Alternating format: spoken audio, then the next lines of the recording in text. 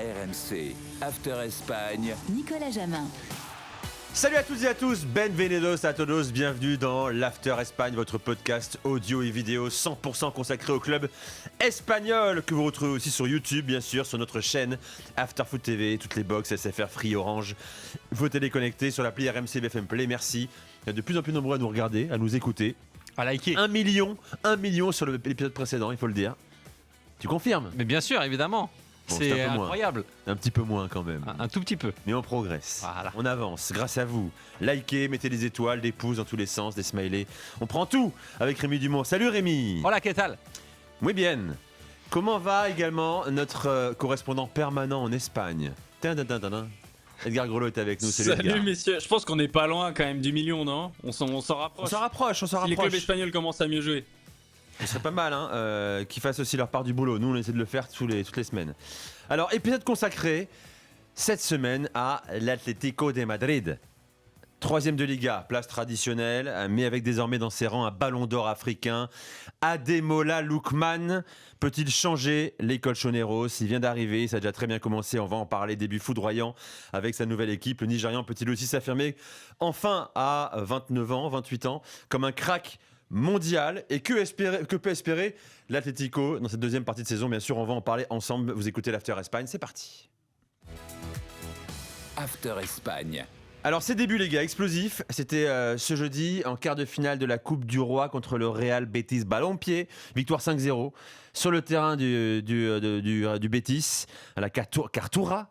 Lookman, c'est un carnage. Lookman, à peine arrivé titulaire, il a mis le feu, Rémi. Ah bah si nous on est proche des millions, lui il est proche des 35 millions. C'est le prix qu'il a coûté à l'Atlético de Madrid pour signer. Il a joué 79 minutes, il a eu le temps de marquer un but, d'offrir une passe décisive et de frapper 5 fois au but, ce qui montre bien que il s'est très vite acclimaté et puis il a très vite, on va dire, montré de quoi il était capable. Et surtout une complicité naturelle, on en parlait avant. Il s'est fondu dans le jeu, ouais. J'ai l'impression qu'il est là depuis 3 saisons, Edgar.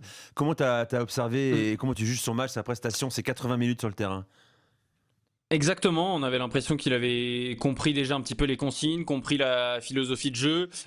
Déjà dans l'apport défensif, il a fait énormément d'efforts. On l'a vu contrer des frappes de balles devant la surface de réparation, remonter le ballon de loin. En tout cas, vraiment se plier aux exigences collectives sur le plan défensif. Et puis offensivement, il était très présent dans le jeu, je trouve. Il décrochait aussi énormément beaucoup. Et quand on connaît ses qualités, sa qualité de dribble, ça a forcé les défenseurs à le coller de près pour pas qu'il puisse prendre de vitesse, et donc ça a ouvert énormément d'espace pour ses coéquipiers, et ça c'est le genre de choses qu'on voyait pas assez ces dernières semaines à l'Atlético. Donc non, c'est très très encourageant, et surtout dans la participation au jeu et dans la confiance que lui accordent ses coéquipiers dès ses premières minutes, parce qu'on voyait des joueurs qui cherchaient énormément Lookman dès qu'il pouvait un petit peu être dans sa zone.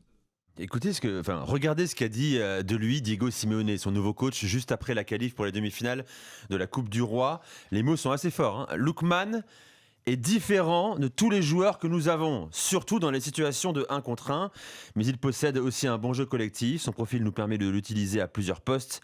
Son impact sur l'équipe a été très positif. Il s'est senti à l'aise et nous espérons pouvoir l'aider à devenir un joueur encore meilleur, tout comme il peut nous aider à progresser en tant qu'équipe. C'est dire déjà la confiance qu'a Simeone en Ademola Lookman.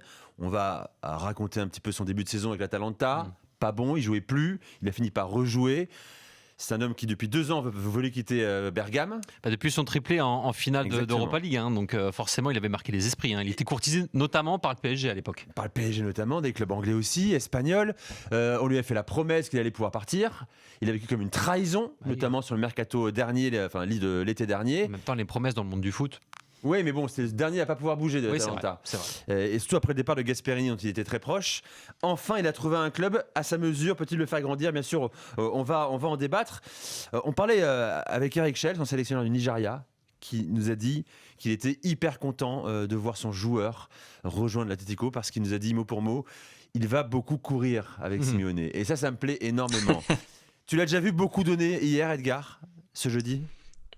Oui, oui, honnêtement, oui. Et je pense que ce qui est intéressant surtout avec ces efforts-là, comme l'a dit Diego Simeone, c'est un joueur, je pense, qui va pouvoir jouer à plusieurs postes. Hier, il était dans une doublette offensive et donc un petit peu plus dans l'axe, mais je pense qu'il y a d'autres moments où il sera beaucoup plus dans l'aile, ou en tout cas, c'est un joueur qui va pouvoir vraiment dézonner et vraiment avoir une certaine liberté. Et en fait, défensivement, ça compte aussi beaucoup parce que ça veut dire que tu peux lui demander différentes choses parce que tu es un petit peu moins fixé sur il doit être dans telle zone du terrain dès qu'il récupère le ballon ou dès qu'on récupère le ballon. Et en tout cas, au niveau des efforts, il a vraiment été exemplaire hier, et aussi au niveau des choix et du côté collectif, parce que je pense que dans le cliché de l'idée qu'on peut avoir de Lookman, des fois on pense au dribbleur, mais c'est aussi un bon joueur pour ses coéquipiers, qu'on a pu le voir hier, ou en tout cas il en a la capacité, et notamment sa passe décisive pour Griezmann, c'est un exemple de travail collectif où tu attends, tu fixes ton défenseur, tu passes, et ça permet vraiment de mettre ton coéquipier dans les meilleures dispositions pour marquer. Et ça, je suis sûr que Simeone a dû l'apprécier, au-delà aussi de son travail défensif et des kilomètres parcourus. Je vais citer un coach cher à Rémi, c'est De Zerbi qui disait la semaine dernière, après le mercato d'hiver marseillais, sur ce nouveau turnover, cette nouvelle vague de recrues à Marseille. Quand vous avez un très bon joueur, il n'y a pas de problème d'adaptation, ça va extrêmement vite. Lookman, c'est un peu ça. On va voir ça maintenant. Bah, en fait, moi, si tu veux, le truc, c'est toujours pareil. C'est quand tu as un premier Je suis un peu match. sceptique sur Lookman. Non, c'est pas ça. C'est juste que c'est un premier match. Donc, généralement, c'est là aussi que tu vois le tempérament d'un joueur. C'est-à-dire que sur un premier match, en plus, aller à l'extérieur en coupe, c'est différent d'un match à domicile en championnat avec l'attente des supporters. Là, on va dire qu'il était un peu éloigné de la pression. Après, ce que j'ai bien aimé pour le coup durant ce match, c'est qu'il a souvent été cherché en une touche de balle. Et il a très bien su lire les trajectoires des ballons. Et je trouve ça intéressant parce que ça montre déjà, comme le disait Edgar, le feeling qu'il a avec ses partenaires. Après, faudra voir comment ça dure sur la durée, parce que là, pour l'instant, entre guillemets, personne ne le connaît en Liga, entre guillemets, hein, mais faut voir comment il va réussir à s'adapter justement au jeu, et puis à la combinaison que demande Diego Simeone, parce que courir sur un match, ça va, courir sur toute une saison, t'as raison. c'est différent. Soit sur un premier match, tu veux tellement montrer ton talent tout de suite que ce qui est logique, hein. tu es un peu sur un nuage. Est-ce que vous considérez qu'il est sous-coté, Lookman, sur la scène européenne ou pas, ou est-ce que finalement sa trajectoire, c'est pas un gamin, on l'a dit, hein, il est né, voilà, c'est ça, il a 28 ans, il va avoir 29 ans cette année, en 2026. Est-ce qu'il a perdu du temps? Mais est-ce que quelque part il mérite de l'avoir perdu ce temps-là? Est-ce que sa trajectoire raconte aussi le talent qu'il a? Edgar. Je sais pas s'il est sous-coté, je pense que c'est surtout maintenant qu'il doit prouver ou non quel joueur il est. Voilà, je pense que quand tu as un ballon d'or africain, c'est difficile de dire que tu es sous-coté, parce que ça veut dire quand même que ta valeur a été... ta valeur en Afrique, Edgar, oui, elle est reconnue, mais en Europe, c'est ça la question. Oui, mais il l'a eu pour ses performances en Europe avec l'Atalanta, et notamment ce triplé en finale de la Ligue Europa. Je pense que son souci, c'est que les gens ne regardent pas l'Atalanta toute l'année. Donc tout le monde a vu son talent en finale de la Ligue Europa notamment. Mais je pense que maintenant, il va vraiment avoir l'opportunité de montrer ce qu'il vaut. Et c'est maintenant qu'on va un petit peu pouvoir le classer parmi les top attaquants d'Europe, ou un petit peu en dessous. Enfin, on va voir. Et non, je dirais pas qu'il est sous-coté ni sur-coté. Je dirais que c'est sa chance et que c'est maintenant, et surtout dès les premières semaines, qu'il va falloir la saisir pour montrer quel genre de joueur il est. Qu'est-ce qu'on dit en Espagne après sa première, notamment Edgar, là?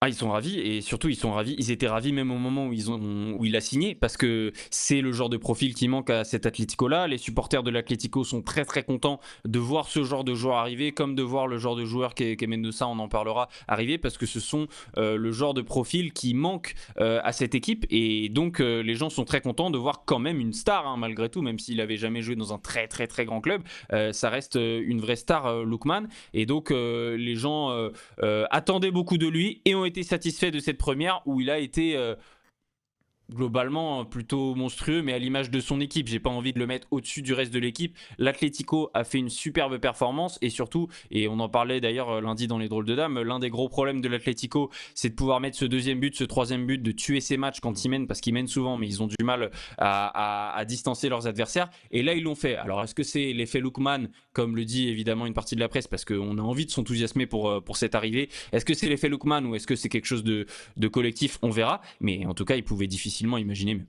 C'est une star qui arrive à l'Atlético, c'est une troisième star, si on peut le résumer ainsi, Julián Alvarez. Antoine Griezmann. Griezmann a marqué, tu l'as dit aussi, Edgar. Je pense qu'il peut se régaler, Griezmann, avec ce joueur Ademola Lookman. Mais parmi ces 3 stars, il y en a une qui coince complètement, Rémi. Qu'est-ce qui se passe? Julián Alvarez. Alors, Il y a 4-5 mois, on a fait un podcast. Hollande en a triplé.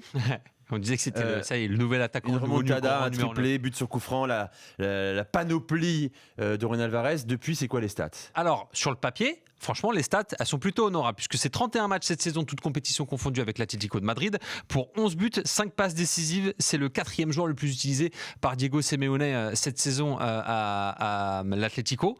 Mais, Edgar le soulignait, il n'a plus marqué depuis un certain temps, n'est-ce pas, Edgar? Oui, exactement. Et depuis cette semaine-là absolument exceptionnelle où il a mis aussi un doublé face au Real Madrid, il n'a pas marqué dans le jeu.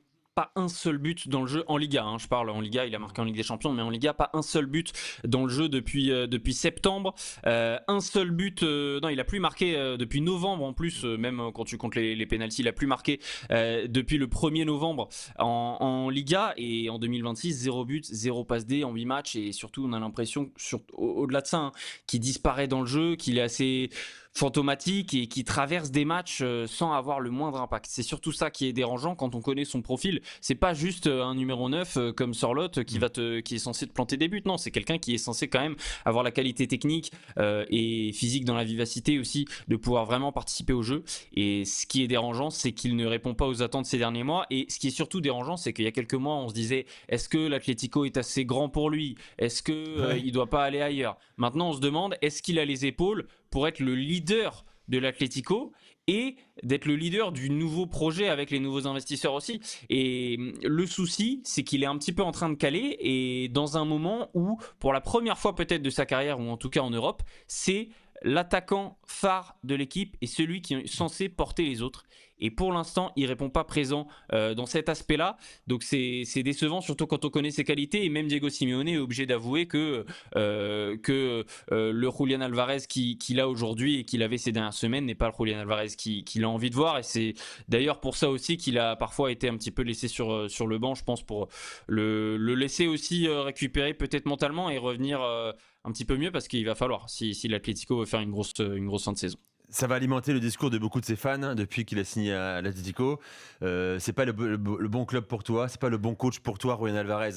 Il n'a marqué que lors de 4 matchs en Liga cette saison. Ouais, alors après, 4 matchs, c'est fou. C'est sûr qu'on a plutôt tendance à voir le chemin inverse pour un joueur. C'est-à-dire, il passe par l'Atlético et ensuite il va à Manchester City. C'était le cas de Agüero, par exemple. Là, c'est pas le cas pour justement notre ami Alvarez. Pardon. Moi, je pense aussi que, parce qu'il y a eu pas mal de rumeurs aussi de départ, de volonté de départ. On m'a parlé là aussi à ce moment-là du PSG pendant un moment et même d'autres équipes. Et comme le souligne le Head, c'est quand même la première fois qu'il a peut-être le statut de titulaire, en tout cas dans un club, parce qu'à City c'était souvent un remplaçant, un joueur qui rentrait en fin de match ou alors qui jouait quand les autres étaient blessés.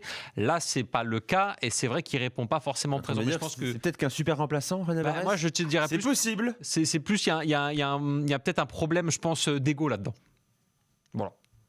Non mais c'est comme non mais t'as Batman et Robin et t'as des joueurs c'est des Batman et t'as des joueurs c'est des Robin. Je dis pas que c'est un Robin, mais pour l'instant il a pas montré qu'il peut être Batman. Donc est-ce qu'il a les épaules pour être le super héros d'un club comme l'Atlético? Il va falloir toujours qu'il le prouve. Il a prouvé qu'il peut être un super héros, mais il faut voir dans quelle catégorie il se classe. Moi j'avais Tintin Milou aussi. Contrat jusqu'en juin 2030 pour ton Milou. Ouais, pour mon Milou. Effectivement, c'est un Milou pour l'instant. Peut-être qu'on l'a surcoté, Julián Alvarez. On ne sait pas, encore une fois. Bon, on va arrêter l'expression surcoté, sous-côté. C'est un très bon joueur, pas de problème. Oui. Peut-il endosser une responsabilité, une pression, être un leader offensif? C'est encore à vérifier, bien sûr. On fait une petite pause rapide ensemble. Et dans un instant, on parle d'une autre recrue hivernale qui fait plaisir. Edgar Grolo, l'oracle du football espagnol. Il nous en avait parlé il y a 3 mois. Reste avec nous, la suite du podcast After Espagne. L'After Espagne, la deuxième partie avec Rémi Dumont et Edgar Grolo. On a parlé d'Ademola Lookman, on a parlé également de Julián Alvarez.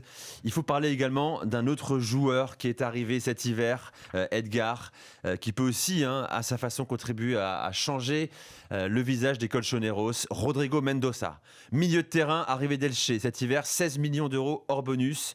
Je vous lis ce qu'a dit le président de l'Atlético. Bon, après, il est dans son rôle de président, il faut bien qu'il vende sa recrue. Il dit c'est l'un des jeunes les plus talentueux du football espagnol. On peut être d'accord là-dessus. Extraordinaire, qualité, habileté, rapidité, polyvalence, vision du jeu et surtout une envie farouche de triompher. C'est Enrique Cerezo qui dit ça, le patron de l'Atlético. Edgar, est-ce qu'il en fait trop ou est-ce que toi, tu ne changes rien à cette déclaration? En tout cas, c'est l'un des milieux de terrain qui fait le plus rêver en Espagne quand on parle des très jeunes talents. Et c'est pas rien parce qu'on parle d'un milieu de terrain typiquement espagnol, celui qu'on imagine, le joueur un petit peu comme Pedri. D'ailleurs, même Pedri lui-même a dit s'il y a bien un joueur avec lequel je devais me comparer dans les jeunes qui arrivent, ce serait Mendoza. Mais lui aussi, il est un petit peu biaisé parce qu'ils ont les mêmes agents. Mais Mendoza, effectivement, c'est un grand espoir du foot espagnol. Et quand je dis c'est pas rien de dire ça, parce que justement, c'est le profil typique. Et il y en a des dizaines des joueurs qui ont un petit peu ce profil, des jeunes comme ça en Espagne. Mais lui, il est au-dessus du lot. Il est au-dessus du lot, je pense déjà, ça se voit dans sa science du jeu, dans ses choix, c'est-à-dire qu'il va toujours choisir la bonne partie du pied pour faire sa passe, la bonne intensité dans sa passe, la bonne accélération, le bon choix de faire une touche de balle en plus ou une touche de balle en moins, parce que des fois faire une touche de balle en plus ça simplifie le jeu parce que tu élimines un joueur balle au pied avant de faire ta passe, mais des fois il faut faire la passe tout de suite. Et bien lui, il a vraiment cette science du jeu, on a l'impression qu'il a parfois les yeux un petit peu dans le dos, et ce qui est intéressant aussi c'est qu'il a confirmé les espoirs qui ont été placés en lui au début de la saison. Nous, on en avait parlé dans le podcast quand on parlait des cracks de Liga, ça c'était au mois d'octobre. Tu peux dire jeu, Edgar, depuis, c'est pas modeste, hein, tu peux dire jeu. Mais c'est un travail collectif, on a parlé de plein de joueurs. Quelle voilà. modestie. Non mais et surtout il a progressé depuis ce moment-là. Et c'est ça qui est intéressant. Il a progressé depuis ce moment-là. Il avait déjà montré pendant la Coupe du Monde du 20, donc avec une autre équipe, puisqu'il était avec la sélection espagnole, qu'il pouvait déjà être un joueur très important dans une équipe et un milieu de terrain qui a un impact sur le jeu absolument énorme. Donc ça va être très intéressant de le voir à Atlético. Et surtout, ce qui est intéressant, c'est comme Lookman. C'est un profil, le genre de profil qui manque et qui manquait ces dernières années à l'Atlético.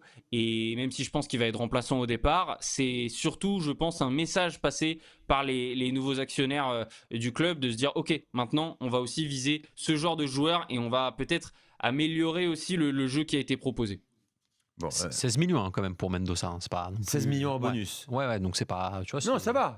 C'est géré. correct, mais il faut quand même les lâcher. Bon, en tout cas, on croit en lui. Est-ce qu'il est chez nos manquants qui va permettre de dynamiter le milieu de terrain de l'Atlético qu'on a besoin, l'Atlético qui a besoin d'un second souffle? Edgar, troisième, ça va un peu mieux quand même en championnat, qui n'a pas toujours été troisième depuis le début de la saison, mais largué par rapport au Real et au Barça, à 9 points du Real, à 10 du FC Barcelone, et qui a décidé d'investir cet hiver. On peut faire un petit point justement sur le mercato hivernal.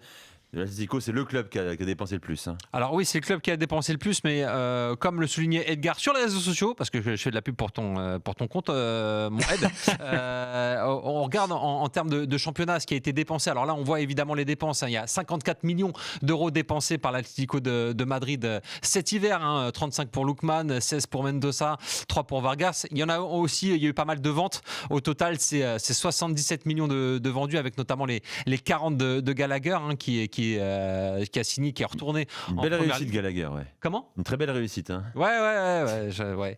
Mais c'est pour ça qu'il est reparti, du coup. Et on voit que finalement, ces 54 millions d'euros investis, c'est une grande partie qu'ont investi les clubs espagnols durant ce mercato hivernal. Parce que si on dézoome un petit peu et on regarde en Europe et même dans le monde ce qui s'est fait, on voit que c'est évidemment la première ligue qui a le plus dépensé cet hiver avec 453 millions d'euros, suivi de l'Italie et la Serie A avec 243 millions. Ensuite, c'est la Serie A brésilienne pour 201 millions, ce qui correspond aussi au transfert de Paqueta qui a fait pas mal jaser. On voit que la Ligue 1 est 6e et surtout que la Liga est 8e avec 75 millions d'euros dépensés, donc sur les 54 par l'Atlético, ce qui montre bien l'investissement sur le mercato des Madrilènes. Ouais, c'est spectaculaire. On habitue Edgar à voir l'Atlético dépenser, hein, surtout les mercatos désormais. Quoi. Envie absolument de réduire l'écart avec les deux devant. Quoi. Ouais, exactement, et aussi bien vendre aussi, hein, parce que là ils ont bien vendu. Hein, après les 6 mois que passe Gallagher, de le vendre comme ça, c'est finalement plutôt bien géré, même s'ils auraient préféré, j'imagine, qu'ils réussissent sportivement dans leur club. Même Raspadori, en reprendre 22 millions, bon, c'est pas si terrible. Mais ouais, ils dépensent énormément, ils dépensent plus que le Barça et le Real Madrid en transfert depuis 2 ou 3 saisons. Ils ont envie de serrer ce gap, et surtout, c'est un message, encore une fois, passé par Apollo, le nouveau propriétaire de l'Atlético. Maintenant, on va, et par Alemany, qui gère ça maintenant, Matteo Alemany, ancien du Barça, qui est arrivé pour gérer le sportif côté Atlético. Ils ont envie de resserrer ce gap. C'est pour ça aussi qu'ils vont développer leur cité des sports pour avoir d'autres revenus et pour avoir vraiment des infrastructures dignes d'un club comme ça, parce que c'est vrai que si tu compares aujourd'hui les infrastructures de l'Atlético et du Real, le Real a toujours un temps d'avance. Donc il va falloir maintenant que ça se montre sur le terrain, surtout. Il n'y a que ça. S'ils sont 3e tous les ans, on dira que c'est une déception, même si en termes de budget, ils restent loin du Real et du Barça dans l'idée, ou en tout cas en termes de taille du club. Et puis il y a l'envie effectivement de repartir sur un nouveau cycle. On va parler dans un instant de Diego Simeone, avec ou sans lui, pour le court terme ou le moyen terme. Envie de s'appuyer sur des espoirs espagnols, notamment un gamin qui a été préformé au Real, qui est arrivé ensuite à l'Atlético de Madrid, c'est Pablo Barrios, international espagnol désormais. Edgar, je crois que tu voulais en parler également lui aussi. Il doit contribuer à redorer le blason des Colchoneros. Ah oui, entre lui et Mendoza, on change de l'image classique des milieux de terrain de l'Atlético et du profil Gallagher qui, quand on a signé, on s'est dit mais c'est le profil typique de l'Atlético. Barrios et Mendoza, on n'est pas dans ce style-là. Barrios, c'est quelqu'un qui vraiment est en train d'éblouir l'Espagne ces derniers mois, qui a le meilleur niveau de sa carrière, qui paraît plus qu'un candidat pour la Coupe du Monde, mais presque comme une évidence, même s'il y a tellement de monde devant que finalement il y a forcément quelques évidences qui vont passer à la trappe et qui iront pas à la Coupe du Monde. C'est un joueur surtout qui a la qualité de se projeter beaucoup, qui apporte beaucoup à ce jeu, qui lui aussi fait les bons choix, et surtout qui sait, mais on le disait pour Mendoza, il va pouvoir bien travailler avec Barrios, parce que Barrios c'est quelqu'un qui accélère balle au pied, puis qui accélère avec la passe, et en tout cas qui a toujours la qualité de faire le bon choix entre les deux, et qui apporte vraiment quelque chose de différent à cette équipe, de léger, et surtout qui apporte la touche technique qui manque parfois aux équipes de Diego Simeone depuis quelques années. Et il y a vraiment une vraie hype autour de lui, même si malheureusement hier il est sorti blessé, un petit claquage, ou en tout cas il se tenait derrière la jambe, blessure musculaire, donc on va voir combien de matchs il rate, mais il y a vraiment quelque chose à jouer pour aller faire la Coupe du Monde pour lui, et même avoir un rôle, je pense, intéressant avec la sélection. 22 ans, Pablo Barrios.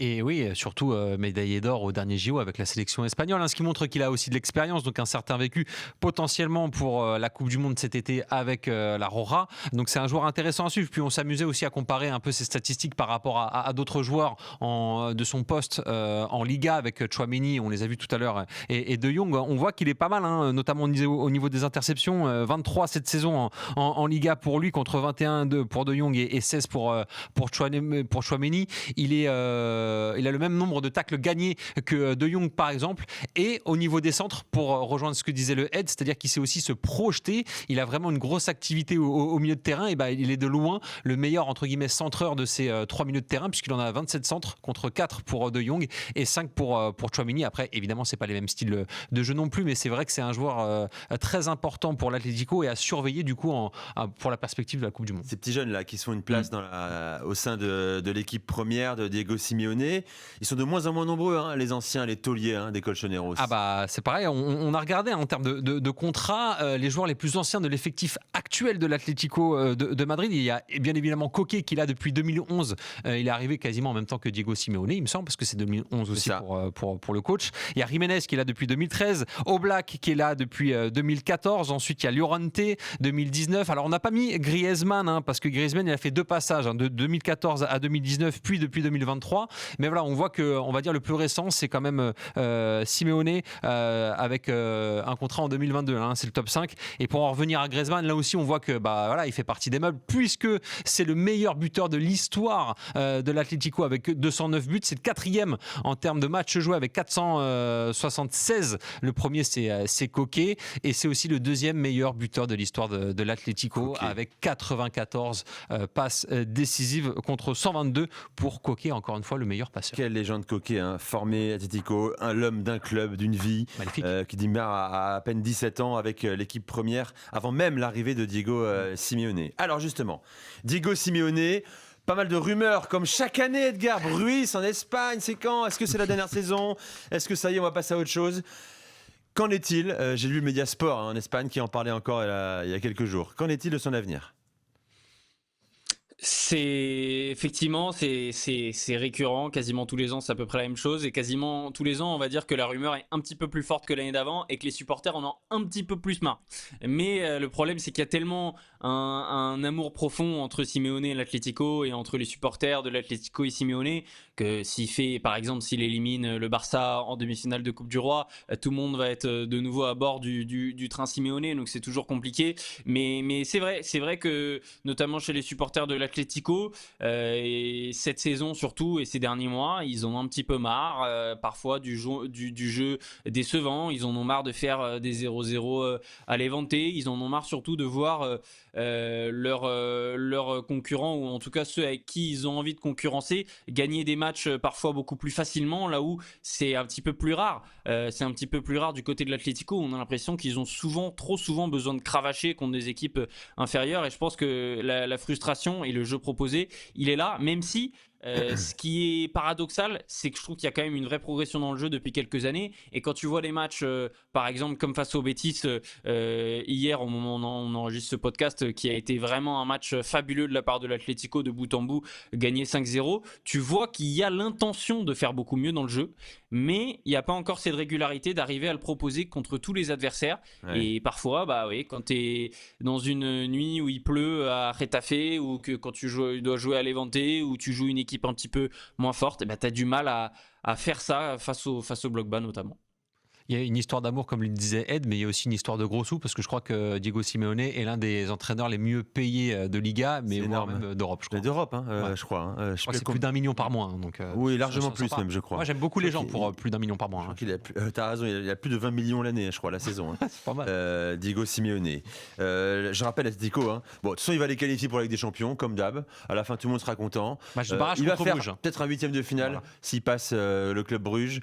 Et ça ira à beaucoup de supporters des Colchoneros. C'est terminé pour cette semaine, les amis. Merci Rémi. C'est passé très vite. Merci Edgar. Merci à la CPE, Samantha Zvek, bien sûr. Fabien Zelkowski. Merci à Jalel, Voilà, bien notre sûr. ami Jalel, qui nous a accompagnés également dans la préparation de cet épisode. Et merci à vous de nous suivre, toujours de plus en plus nombreux. Rendez-vous semaine prochaine pour un nouvel épisode de l'After Espagne. Bye bye. RMC After Espagne.